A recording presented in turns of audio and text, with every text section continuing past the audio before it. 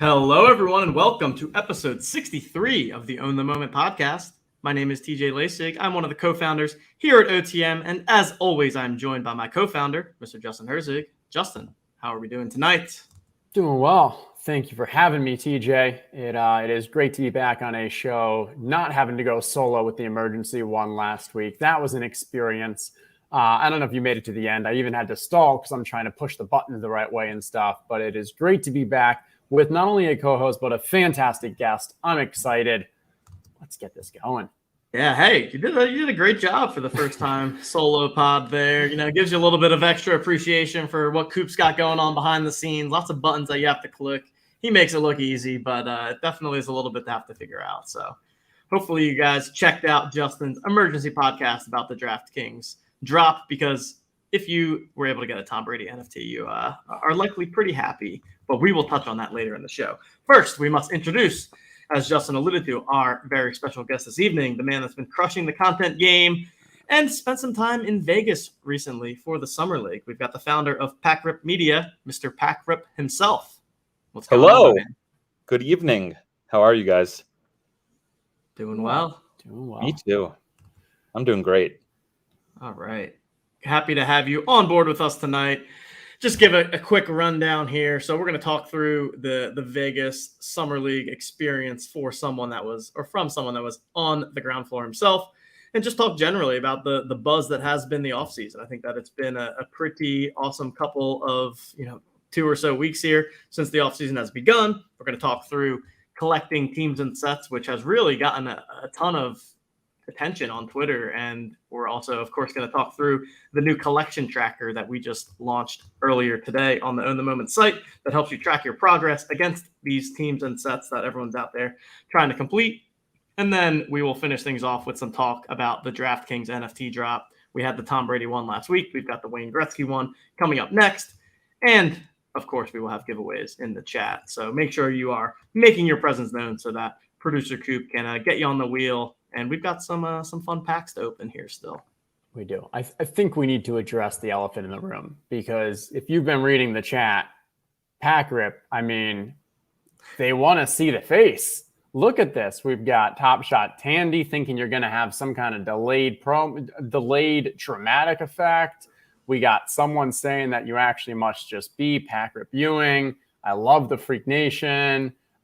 We got talking about the Vegas with maybe someone might have got a sneak peek of you with a picture. Do people want to see the face, Packrip? Yeah, I was under the impression that this is a podcast recording and there's no video typically associated with a podcast. But for those of you that are listening, whether live on this YouTube stream or in the podcast on demand, I'm wearing a t-shirt and shorts. I have a mug full of bourbon. I may or may not have smoked a bowl in my garage about 20 minutes ago, and I'm in the basement of my wife's parents' house, and there's a bunch of shit everywhere, and I'm sitting in my office. So I know that we've got some great artists in chat. Someone give us that. Someone give us a little MS Paint. Put it on Twitter and tag us, and if we get some good ones, we will then put that up, and you guys can see the artistic rendering of Packrip Ewing. Beautiful. Love it.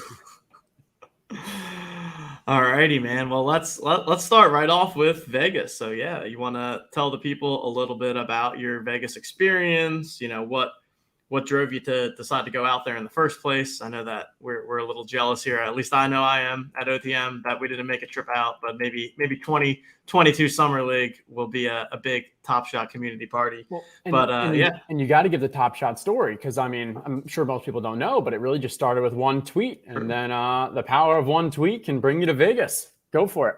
Yeah. Wild journey. I had no idea I would be going to Vegas. Truly, I had not planned to go to Vegas. I was literally going to the Jersey Shore with my wife and her family for her grandmother's 85th birthday that weekend. That was like my weekend plan for the weekend that I went to Vegas. And on Tuesday or Wednesday, Top Shot had announced that they were going to do this Vegas trip, the equivalent of their, draft and Game 5 kind of VIP collector experience. And, I'm practical enough to know that I'm not going to win that contest. But I also I'm a very avid content creator and was just feeling a little confident, I guess. And I just kind of shot my shot and quote tweeted their kind of like announcement of this Vegas trip and said, listen, if you guys want to send me to Vegas, I'll abandon all my responsibility, create content the whole time, and do whatever you need. And, you don't really expect them to like take you up on that offer. It's just like being a jerk on Twitter. And, enough people engaged with that tweet that perhaps they, considered whether or not it was worth doing. And maybe an hour later, I got a DM and they were like, hey, we think we could do it. And I was just like, you can't like joke about that. Like, unless you can't say that and like get my hopes up. And just like by that night, we were like on the phone talking about logistics and making it official. So I literally went to my wife and I was like, in between that first DM and the evening kind of confirmation phone call, where I literally just tweeted like, hey, send me to Vegas. And they were like, yeah, you're going to come to Vegas.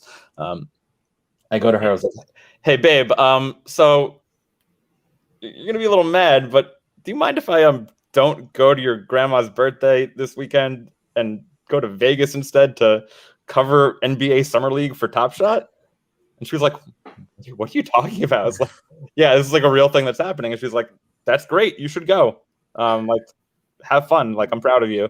So I was just like, oh, amazing. Like, thank you so much. And like literally that night or the next morning, I booked my flight. And Saturday morning, I showed up in Vegas with a room at the Park MGM. The first games were on Sunday. So I pretty much had the day to myself. Walked the strip, got into some trouble, had some Vegas fun, won a few $100 playing roulette, ate some good food, just like did a live stream on Twitter with like Jen Sutto and some people, just chatting Top Shot and walking the strip and having fun. And the next 3 days, Sunday, Monday, and Tuesday, were like 3 days of NBA Summer League VIP Top Shot experience with like one or two cool things every day that you wouldn't have expected. Very cool. And then, so who was the group that you were with? Because we saw some pictures and stuff. And so were these all other people who had won an actual VIP experience, or what was who was that group?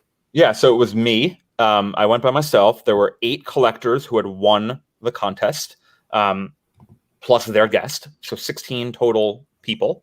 And then there were probably like 5 or 6 people from Top Shot that were with us. Various members of the team. Jacob showed up on Monday, but like Hallie was there, Trevor was there, Austin was there. Alan Falcon popped in for a little bit of the day. He lives locally. So it was a good crew. Like, we got to hang out with the Top Shot crew, get to know them. There were more people working the booth, like that were just dedicated to the kiosk, excuse me. But that was the core crew. It was me, those 16 winners, Top Shot people, and then like the Moment Ranks guys showed up in Vegas. The Team Hold guys showed up in Vegas, and a bunch of collectors that did not win, but were just like, this seems cool, let's go, were also there. So there was like a really solid, very big Top Shot community presence. I would say, over the course of those 3 days, probably hung out with like 40 to 50 different Top Shot collectors, which is just, turns out really fun. Yeah. And probably, we haven't had any official meetups yet. Top Shot's always talked about these in-person things, but they haven't really come to fruition. You obviously have the draft, you have the finals for the smaller groups, but for people who could just kind of, decide to go themselves, this was kind of the first time where really you could interact with other Top Shot collectors. Can only imagine that had, just a bit of a surreal experience after the past, 6, 8, 12 months, year, depending on how long you've been in and such.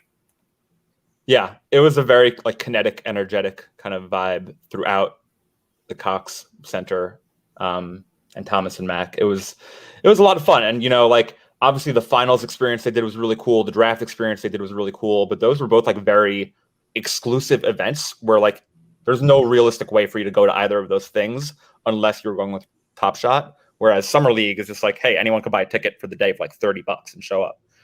So it was very inviting, and it showed the strength and enthusiasm of the community that many people, within 4 days notice, 3 days notice, were just like, let's go to Vegas and go to Summer League and hang out. So there's a good crew. the games are a lot of fun, like Summer League in general. I've never been before, but there's basically 2 basketball courts 100 yards away from each other, connected indoors at the UNLV campus, which is like 5-10 minutes off the strip.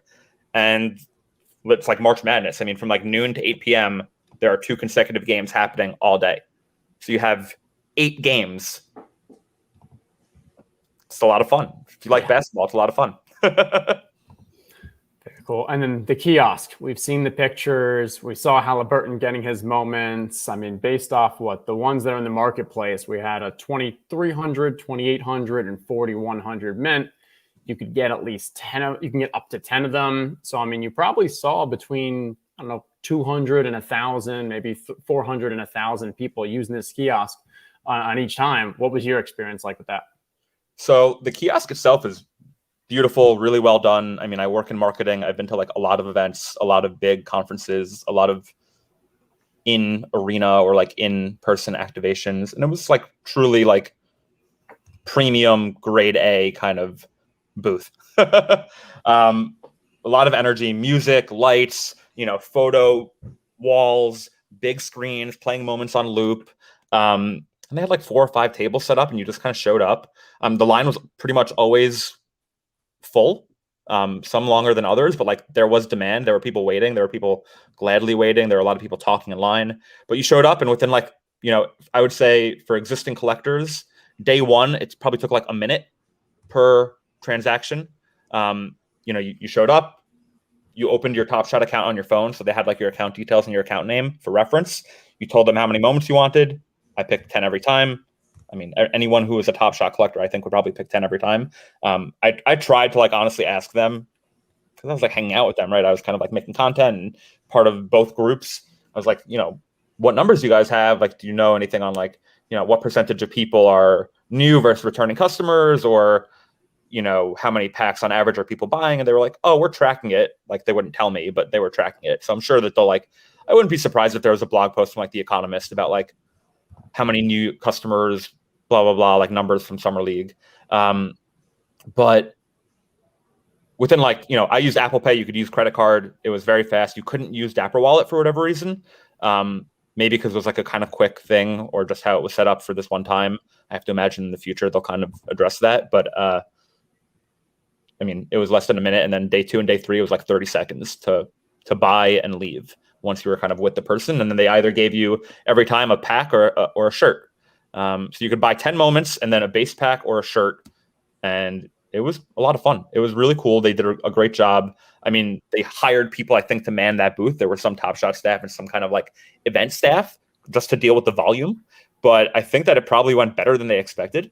If I had to guess, like if I'm the NBA, I'm very excited by how that went and how much, I mean, everywhere you walked in during the games, you saw people in Top Shot shirts. You saw people talking about Top Shot. Conversation was constant. It seemed like there were a lot of new people that were there, like on day 2 and day 3 especially. You could probably attribute like the bowl surge in terms of like mint count. I think he had like a 1,300 higher mint count than the previous 2. Was that if you think about like the flow of how quickly it happened, Sunday night, the first games ended, and by Monday night, the first moment from Sunday hit the marketplace.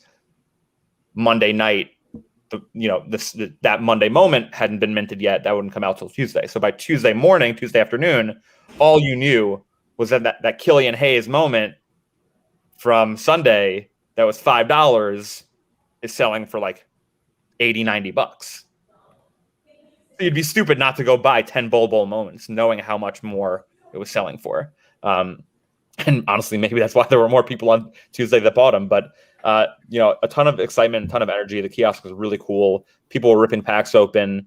They had a connecting screen with like a modern technology, but whatever the case. So people were constantly ripping packs. They were pumping the music.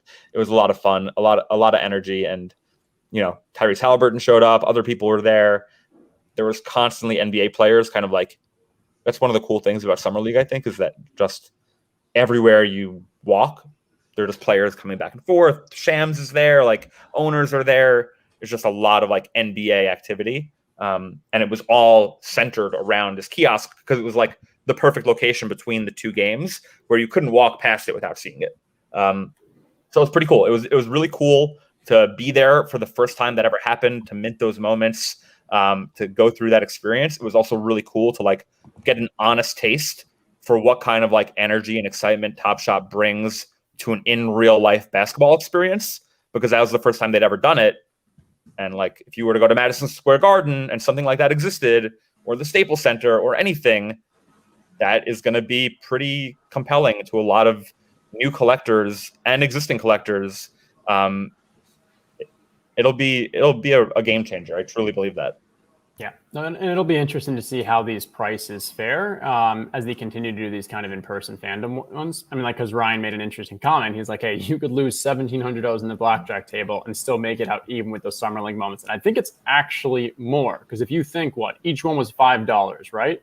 So your profit on each one, not including whatever costs, like 40, 90, 115, 245, that comes out to like almost a little under $2,500. And if you maxed out there, and even if you get rid of costs and blah, blah, blah, like that's $2,000 just for showing up and maxing those out. That's crazy. That's awesome. Yeah. I sold like 12 or 13 and made, the peak value, I would say, for those, for, it went well. And then I gave away the rest just through like Twitter and stuff that I was doing there, because honestly, I was just very grateful to be there. Like, it was an incredible experience. I had a ton of fun.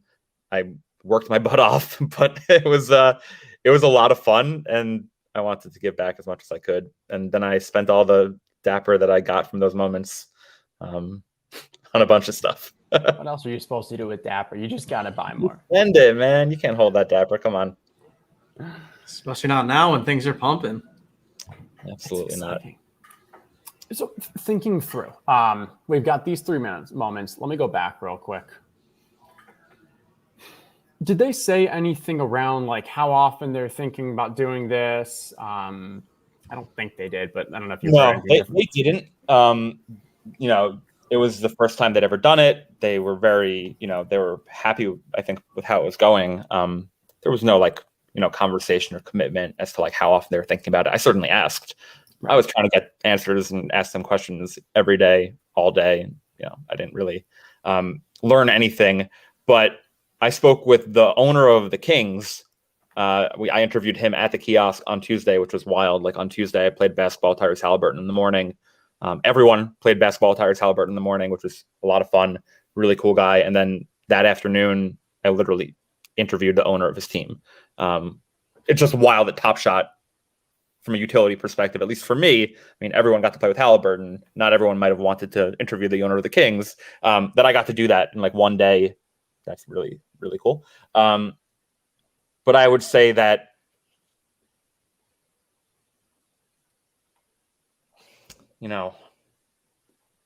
it just seems like this is the most likely outcome for what they've been like planning for. If you just kind of like look at the steps they've made with collector score, with these kind of metrics to measure fandom, they're advertising themselves, at the end of every video, the future of fandom or the currency of fandom. So like, I think that really, I expect in Series 3, like every team to have this at least once. Truly, I would be very surprised if they didn't hit every arena at least once. I'd be curious how often they do it. I think it's going to go really well. I think that like from a new user, new collector acquisition perspective, there's only so much word of mouth that exists on social media when you tap out a demographic group and need to like expand to like more people, right? Like our parents who might love the NBA and might like go to games, our dads or whatever aren't going to like find out about Top Shot on Twitter or in Discord, right? So in terms of like attracting a wider user base, I think that like dads that go to NBA games with their kids and want a souvenir and could buy a moment from the game for $5 or $10 and have that with each other. And then that dad kind of gets the vibe of like, oh, cool, look at these VIP things they're doing. If I have like every Knicks moment, maybe we'll do that together and it'll be like a fun father-son thing. I could see that like being a thing. And I could see a lot of people that don't know about Top Shot from like our social media circles that got us here in January or February or March, would become Top Shot customers through that in-arena activation and user experience. Like it's halftime, someone's ripping a pack on the Jumbotron. They cut away to a VIP suite in the third quarter of complete set holders. There's a section in the arena where like people that own maybe Series 1 or Series 2 or have a certain collector score requirement could like get discounted tickets or free tickets to the game and have t-shirts. Like, keep in mind how many people go to like NBA games every week across the country, right? Like the average capacity of an arena is 20,000 people or more. So in terms of just like what does marketing look like for Top Shot? How do they like grow the user base and get more collectors to match, supply and demand? I do think that they will see how many new people discover Top Shot in Vegas at Summer League, where like, frankly, what the hell are you doing at Summer League if you aren't a huge NBA fan? And if you're a huge NBA fan at Summer League and you don't know about Top Shot, that means that, we're early, right? To like bang the cliche drum. That's a lot of collectors and NBA fans that like don't do this yet. And that like reasonably would want to do it when they find out about it. Like Top Shot as a product, as an experience, is freaking great. You don't try it and be like, you know what? Not for me. I'm good. So yeah, and we're showing Mike G's comment on the screen, but he mentioned that he talked to Dumbo. They said they obviously can't do every game next season, but they want to hit every arena for sure. I honestly think that it'd be, I don't know, even a lot of effort just to do one night, like build up that large thing just in one arena and then travel. So I could see them maybe doing like maybe there's a back-to-back or something at home and they do like 2 nights there and then go on. I was just trying to think through like, okay, if you expect there's going to be at least 30, maybe your cap is 60, maybe you throw in some playoffs as well. I think 30 to 60 is a nice set. And now this becomes a set that is, probably the most difficult set to acquire as a complete set, because obviously not everyone's able to go in person. And then from a circulation wise, I think these Summer League ones, even though you're able to get 10, will probably continue to be some of the most rare. Because you think how many people are actually attending an NBA game, unless they're going to start limiting it to 1 per person, which I doubt they would. I think they would probably do at least like 2, maybe up to 3 to 5.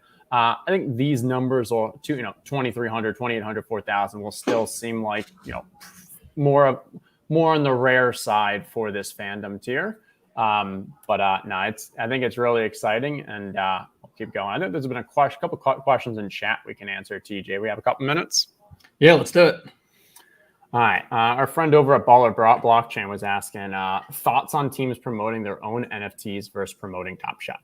I think this is pretty interesting. And we have a little insight into this, obviously, with the work we were doing around the Pistons. And then also been hearing some things, Jack Settleman on one of the club Top Shots a week or 2 ago kind of gave some insight about what he was hearing about how invested and how much of a joint partnership, joint revenue stream this really is for the NBA. So I do believe that the NBA, the teams do have a monetary incentive to kind of support Top Shot and really help this grow out and really make it the future fandom and that larger community aspect. What I would say is from our conversations with the Pistons and what we've learned is that the NFTs that they're releasing are not about money. It's not about kind of a cash grab. It's not about even just trying to like make it a revenue stream. It's really a drop in the bucket in the larger scheme of things, but it's a way to connect with their fans and potentially grow new fans. A lot of these NFTs, for the Warriors, you may even include the Bulls, teams that have that larger either national or international following, it seems like their NFTs were more focused on the actual NFT aspect. The other teams that don't have that following seems like they were more focused on the actual local. Their PR, their marketing strategy was trying to get their actual local group. I mean, they're their local fans. The utility that they added, you look at the Pistons, a lot of it's around a meet and greet with the player, tickets to games.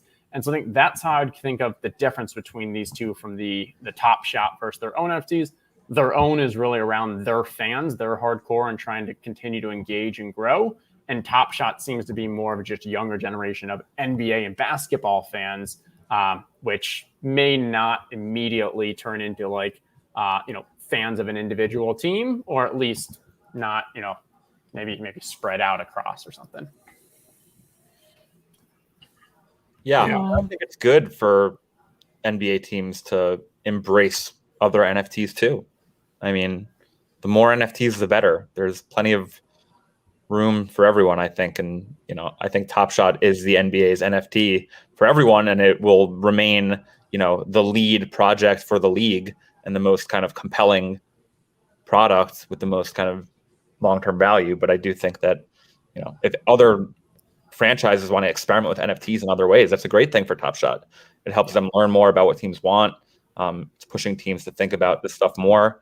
It's just a great thing. I mean, when I spoke to the Kings owner, he was telling me about like 3 or 4 other NFT projects that they've been trying or have done. So, teams are doing it for sure. NFTs are not going away. Yeah, and so one thing about the teams, why we just saw so many projects over the past couple of weeks, is the NBA did run a pilot program for these NFTs. Each NBA team is allowed to create up to 1,000 NFTs and distribute them as part of that pilot. And then they were going to kind of just circle around and see how successful it was, how it went, and determine whether or not they extend it. That pilot program, I believe, just completed, or if it hasn't just completed, it's going to be completing fairly soon. But that's why we saw so many. And I did like Ryan's comment up here as well, where I completely agree. If I'm a fan of a team, I want both. And this is more to that aspect of like, hey, we want NBA fans. We want, people who are actual fans of the product. These aren't just flippers. And the people who are interested in the actual team NFTs and Top Shot most likely are ones who are true, like either NBA and or fans of a specific team. Yeah, I think there's definitely room for both things here. And that's a great segue into the next topic, which is just around the concept of collecting sets and specifically collecting team sets too. This is something that we've been pretty focused on here at OTM, just in terms of trying to help people find the best ways that they can collect some of their favorite teams, providing tools and info to help out with that. And it's been getting a lot of buzz and talk on Twitter lately. I think it's pretty cool. We got people out there trying to identify other people that have collected the same full team as them. So saw people that were on a search for their favorite teams, and just wanted to share with everyone, for those of you that did not see it, the new collection tracker that we released earlier today. So we changed up the top nav a little bit here. So for people that go on the OTM NFT site, you can now go to the collection drop down. That is where you'll see the account valuation and the collector score calculator, and then the new collection tracker, where it will be personalized for your profile. You have to be logged in order to see it, but you can then go ahead and see the progress that you've made against all of the team sets, all of the sets themselves. It'll also show you any complete teams, complete sets that you have, how much progress you've made, the cost to complete, and then list out for you all of the moments that you need in order to get all the way there.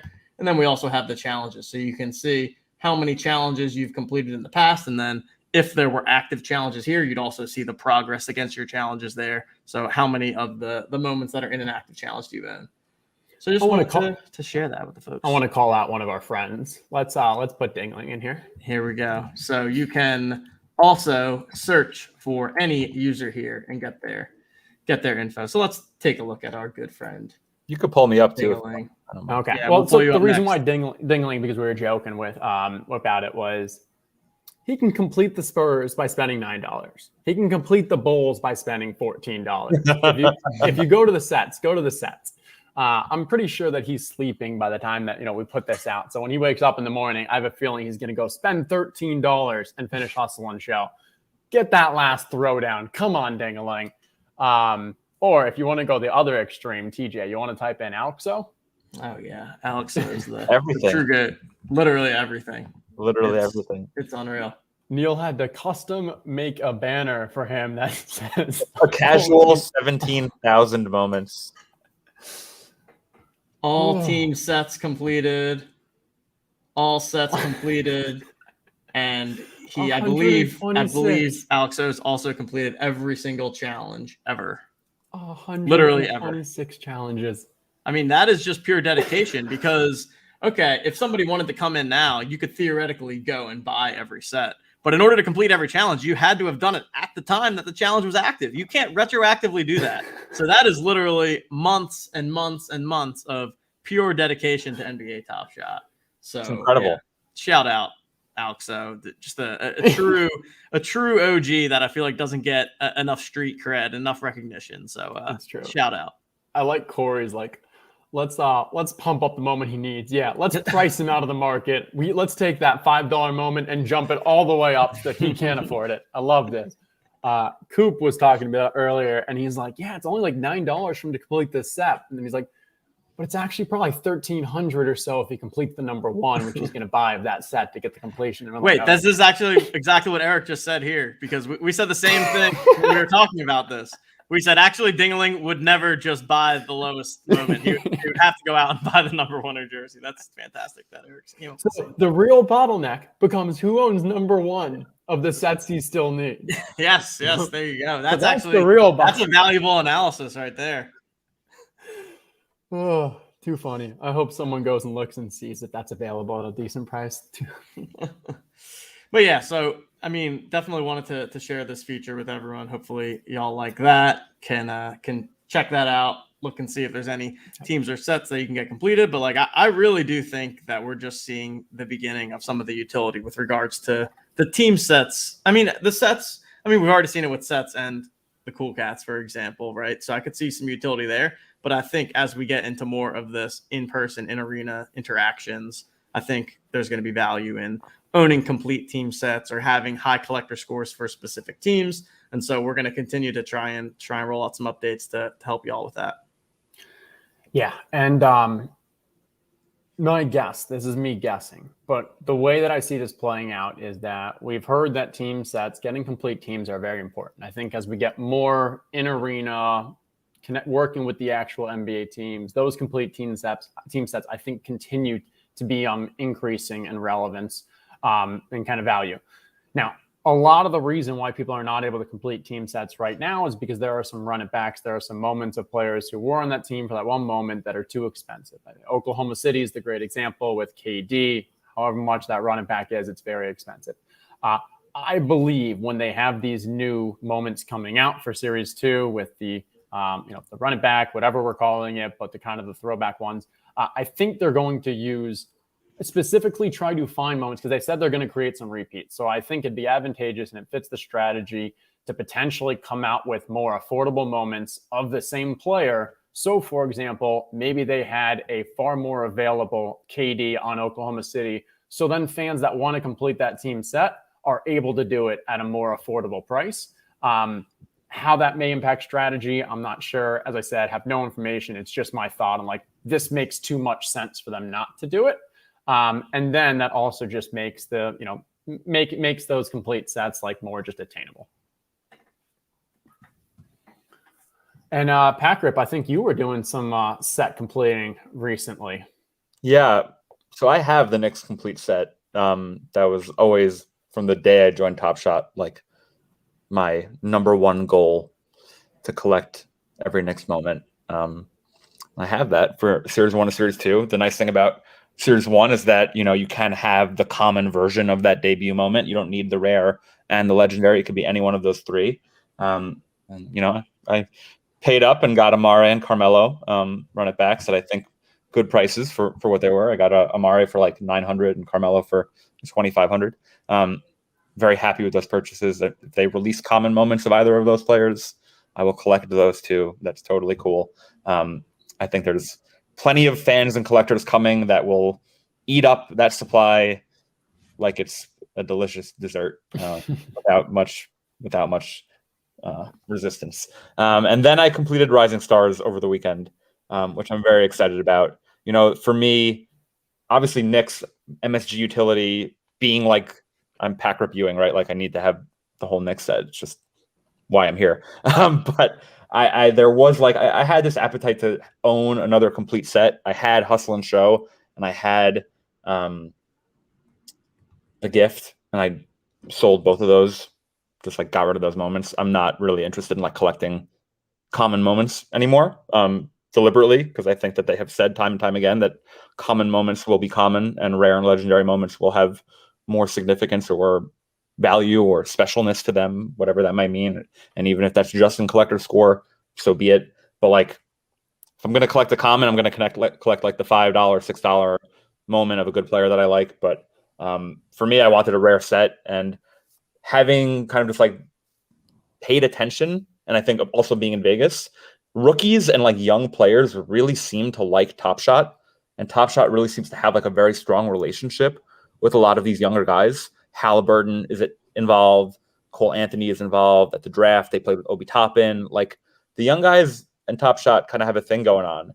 So for me, I'm like, Rising Stars is like an established NBA brand. I would imagine that set is going to come back. Like Series 1, there was no Rising Stars because it was the pandemic and there was no basketball, no All-Star game. I feel like Rising Stars has that like significance in history for Top Shot where the game got canceled and it was never played. But like it's great players. I mean, the Anthony Edwards throwdown is literally like the 3-time unofficial Collector's Choice Awards winner, one of the best dunks on the platform, if not the best dunk. LaMelo, great. I mean, some Halliburton, Wiseman. You have great players. For every rookie, it's like their first rare moment on the platform.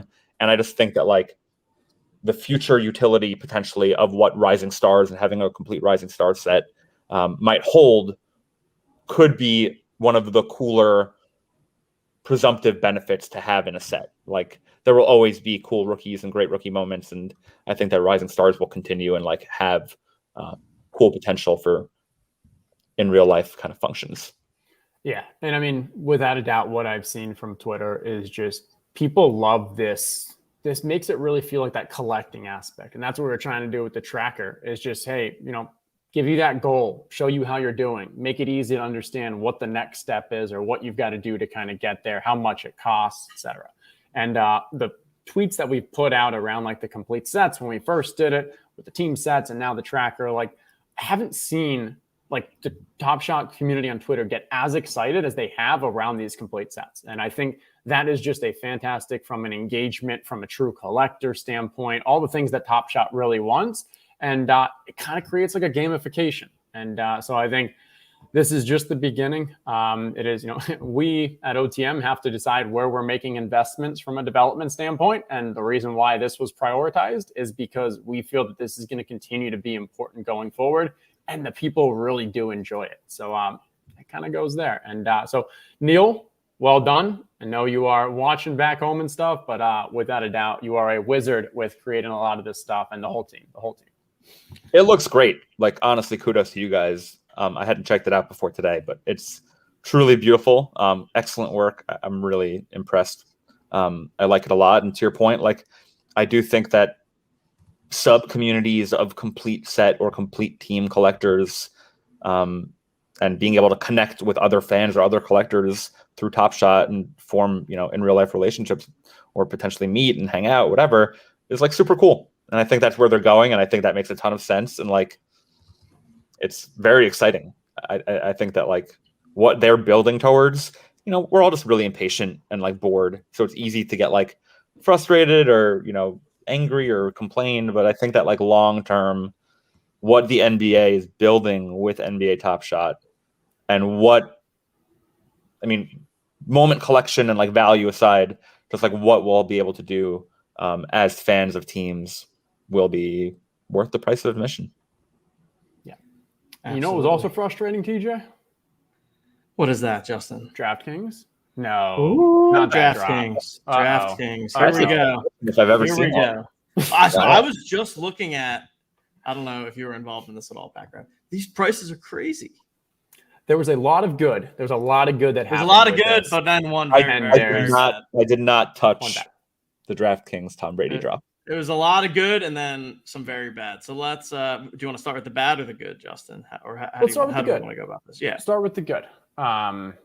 So at a high level, it was 1.5 million monthly active users are on DraftKings. Having what DraftKings, that's a lot. That's a lot. And they're all people who are sports fans, people who are speculating on sports, whether it's the betting. I guess you do have some of the casino side, but primarily you got that heavy, strong sports segment. And I personally believe that, and because I've gotten emails about it, I got push notifications about it. This is going to be the largest push from sports fans to NFTs that we've seen since Top Shot, and potentially even larger. So that's a major positive for what Autograph is doing and building it on Top Shot. On DraftKings. The demand that we saw even from the very first drop was substantial. It's TBD on how much of that was real demand, but like without a doubt, you're buying these for $12. I think they're now going for $245. With, they weren't trying to do a cash grab. They understood that they were pricing these significantly, substantially cheaper than what the secondary market would go to. And if you compare on like a Brady Top Shot to LeBron Top Shot, like without a doubt, $1,500 for something out of 12 is a huge discount. And then from the experience, the onboarding, they learned a lot from Top Shot. They used a queue. Things went pretty smoothly. Then the next day happened, and that's where things got a little bit weird. To fill people in, people say, hey, it's on the blockchain. We can see who actually received them. We can see who has them for sale and such. And what we could see is that there were quite a few users who received more than one. And there was one user who actually received all 5 of the signed autograph ones by Tom Brady. Really? Yes. Maybe they were just lucky. But if you run the numbers, it turned out to be a 1 in 300 trillion chance. It's 1 in some billion to win the lottery, like the Powerball. So a 1 in 300 trillion. And obviously that is not just luck. And then it was more than just one person. There were others that had multiple. There was one person who had all but 25 won or something. And people quickly realized that, it wasn't a DraftKings thing, but DraftKings was using a third-party software, Qit, and there apparently was no limit on how many times you could enter the queue just by opening new tabs. And so people were either using bots or just manually opening tons and tons and tons of tabs, and that's how people ended up kind of skirting the system. And did they do anything illegal? No. Did they do something that was wrong? It's up for debate. They found a vulnerability and they exploited it. But it's not good. Not good that happened. And we'll see what happens tomorrow with the Wayne Gretzky one. And they've claimed that they have solved this and that you won't be able to do that tomorrow. Yeah, really, really a sour ending to what was seemingly a really successful drop at first, but back at it again this week, as Justin just said. For those hockey players like myself and producer Coop and Neil and any of the Canadians out there in the Top Shot world, we've got the great one himself launching tomorrow, 3 p.m. to 7 p.m. Same exact setup as the Brady one. So 5 drops each on 2 different days. The first ones being the unsigned ones, the second one being the signed copies, and the prices are the same. So are these like automatic ROI upside? Whatever you buy, if you could buy anything, you're going to make a ton of money on it. I think so. Yeah, they will be. And so what are these actually? So these are still preseason access passes. The general idea is if you get one of these passes, you will be able to have access to the limited edition Wayne Gretzky NFTs that will later be sold. These are limited edition too, so I'm not sure what the big difference is. It seems like it is more of they're selling these at a very low price to get people involved, to get people in. And I think, hey, if they don't have the same issue that they have with the queue tomorrow and everything else goes as smoothly as it did yesterday, then it's going to be, a great success. Great success. Yeah. Much better accent than I half-assed it. Yeah, so I mean, I'm definitely gonna try and get some Gretzky's without a doubt. And you gonna open a second tab? I'm definitely gonna open a second tab just to try it. Maybe I'll join you guys. See what happens. I guess you have to, right? And I mean, I don't know. Like, I mean, I'm definitely not like trying to skirt the system or anything, but like, I'm hoping that I try to open that second tab and something happens and it says you are locked out or you can't do it. Just something to give people confidence, because I know that there are hundreds, if not thousands of people that will be trying to open those second tabs tomorrow based off, learning about this either through Twitter or through whatever. 3 computers, hundreds of tabs on each computer. Just, oof. I mean, it took Top Shot a while to get it right. Don't give. Yeah, no, it did. And it's so funny, man. Too much credit. Every time things like this happen, it's just like makes me realize how much people take for granted how smooth Top Shot is running now. Listen, when there's lots of money to be made, people are going to figure out how to exploit that system. trying to make lots of money. It's not that complicated. A lot of smart people out there. When we say lots of money, though, out of 12s, I think they sold for at least 50, 75K, and they're currently going for over 100. Not that there's buyers at 100, but I guess you could check sales. But like, this isn't pennies. What is it? It's hard to tell. Is that 107? 107, yeah. Where can I see the sales? Scroll down a little. What if I view it on autograph? Let's try select and buy. Because I know if you click on an individual one, you can see its history.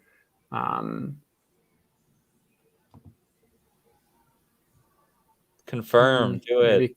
Boom. Maybe try click on like the number 4. Is there like an ability to click on that? No. On the page. So this is just what it is. It's like a picture of Tom Brady. It looks like a shiny gift card. Yeah. So if you click on that, you scroll down. Empire Maker is the one who's selling this. And maybe scroll up to the top. Did Empire Maker buy it? I'm pretty sure he bought one. It seems too much of a coincidence that he would have gotten Empire Maker got one and then listed it for 145. Yeah. So Empire Maker has been for those of you that don't know, Empire Maker is a DFS legend. Yeah. Oh man, he got one. Or he bought it and it just doesn't show. I'm not positive because I could have seen him buying it for like 50K or something. And yeah. There you go. Yeah, that's what John Brady said. That's what I thought I saw. Okay, he got it for 45K. Got it. Cool. So we'll see. But no, I'm overall I'm excited for this. I think it's great. I think the top of the funnel that it's that it's widening, that it's bringing people in, all these people who are into DraftKings and now just learning about NFTs.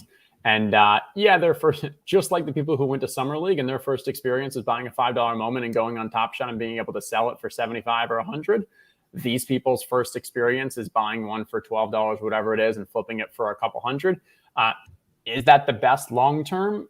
I don't know. We kind of saw the pros and cons of it in Top Shot, but without a doubt, it definitely piques the interest of people who are already on the speculative sports betting, sports wagering, sports gaming side of things. Yeah, DraftKings power users and NFTs are like a peanut butter and jelly sandwich. Yeah, it's going to be a good combo, and then hopefully we'll see those people migrating over on to Top Shot.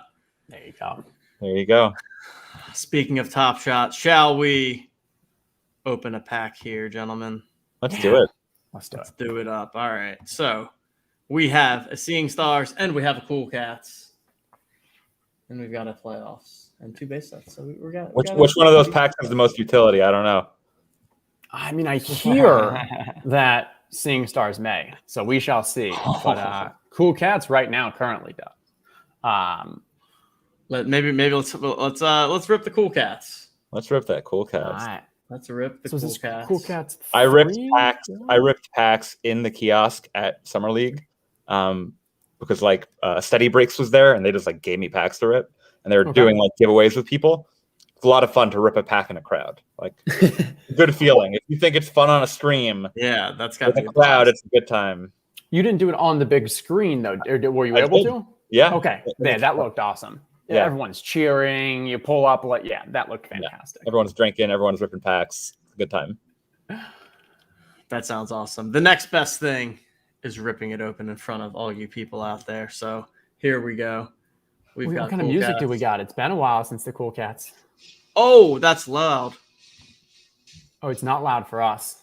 Is that loud for you guys? Not at all. No. What? Forget it. No, we can't hear it at all. Was that loud for you guys? Not we at all. couldn't hear a thing. But that's okay. It sounds like you don't have any eardrums. Oh my! No, that was so. It's like blasting in my ears. Holy Lord. All right. Well, we're not going to listen to the music because I'm going to go deaf if we do that. I don't know why it was so loud. I was messing with I don't know. Who knows? All right. Top left. Boom. Love it. Let's go. We got 18-3-6-1. Oh, nice. Clint Capella.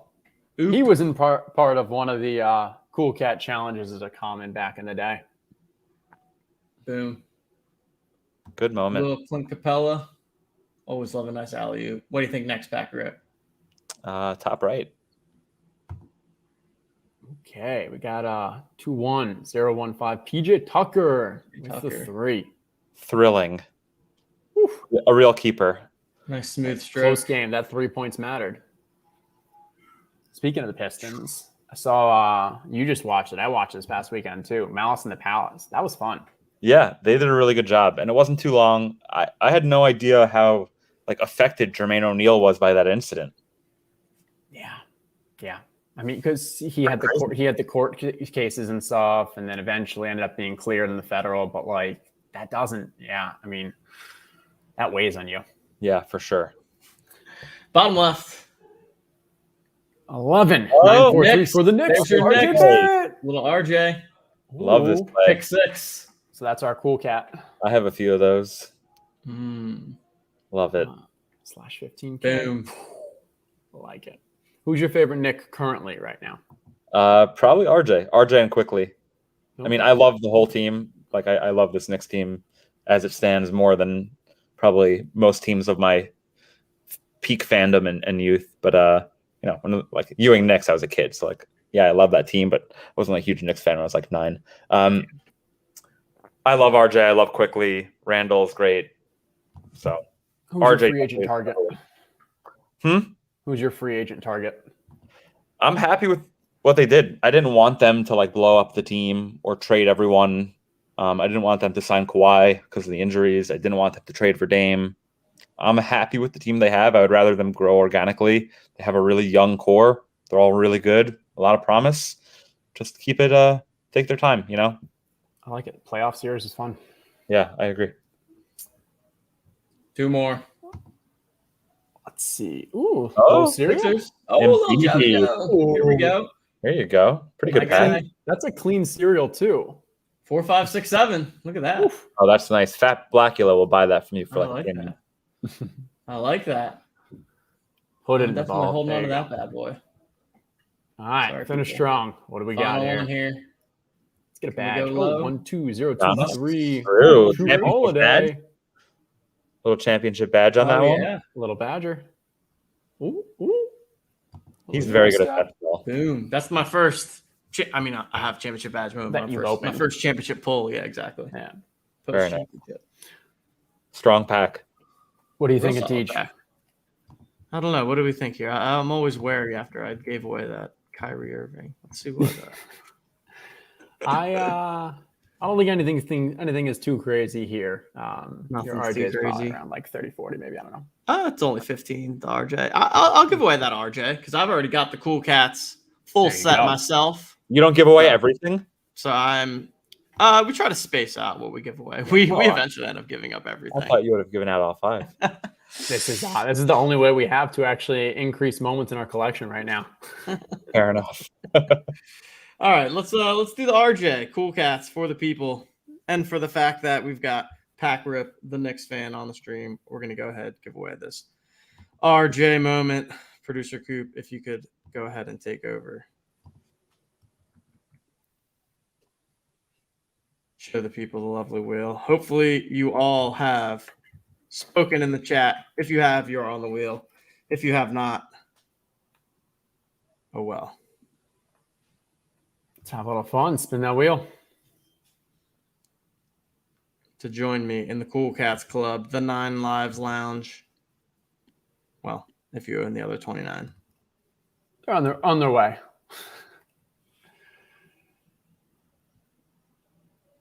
Oh, is that Christian? Look at that. Love it. Christian Hardy, how's it going? Christian. Is he in? He was in chat earlier. He was in chat earlier. Yeah. Congrats, Christian. I don't know your Top Shot username, but we can ping you on. We can find him. We'll ping you on Twitter. Congratulations, Christian. And this was fun. This was fun. Can I give away a moment? Yeah, sure let's do it. What do you want to do? Should I just pick something from my collection? Yeah, whatever. I will. I will give away. Oh, we both tried to pick up the same thing. Yeah, Let's you were do in chat, Christian. The Kemba Walker playoff moment and the Bam Adebayo playoff moment. Ooh, love it. And let's give both of those to one person. Okay, that is a very generous and very lucky winner we're gonna have. Bam and Who was it? Bam and Kemba, playoff moments. Bam and Kemba. I love it. Here we go. We're spinning it. We got the Coop lag, my favorite. I know, right?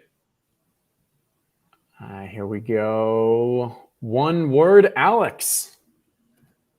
Congratulations. Alex.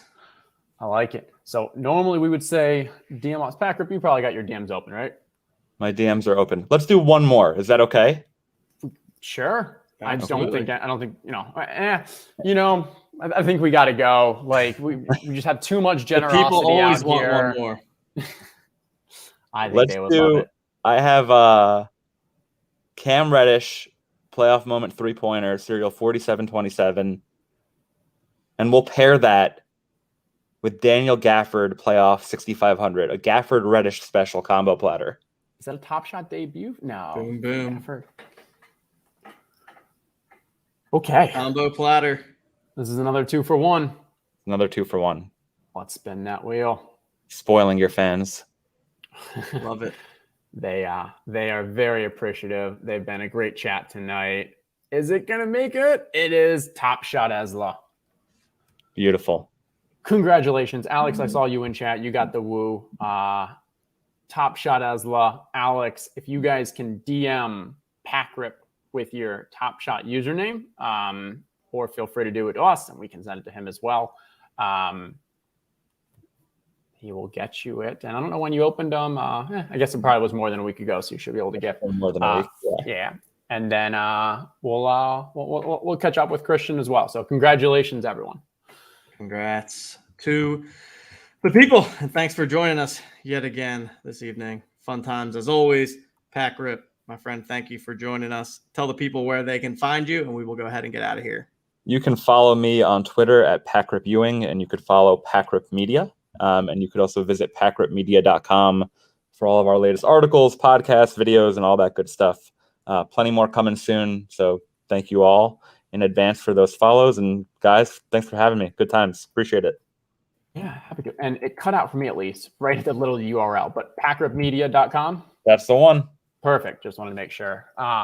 Thank you for coming on. This was fun. And it was great kind of following your little adventure, your experience in Vegas. Living vicariously through you over the past few days was very fun. We are appreciative for you coming on the show. And it's always fun chatting with you. Thanks, guys. My goal was definitely to let people live vicariously through me. So I'm glad I achieved my mission. There we go. There we go. Go ahead, follow Packrip, check out all of his stuff, and we will be back next week. So on behalf of Justin, on behalf of Packrip, and on behalf of producer Coop behind the scenes, I am TJ Lasig, and we will see you guys next time.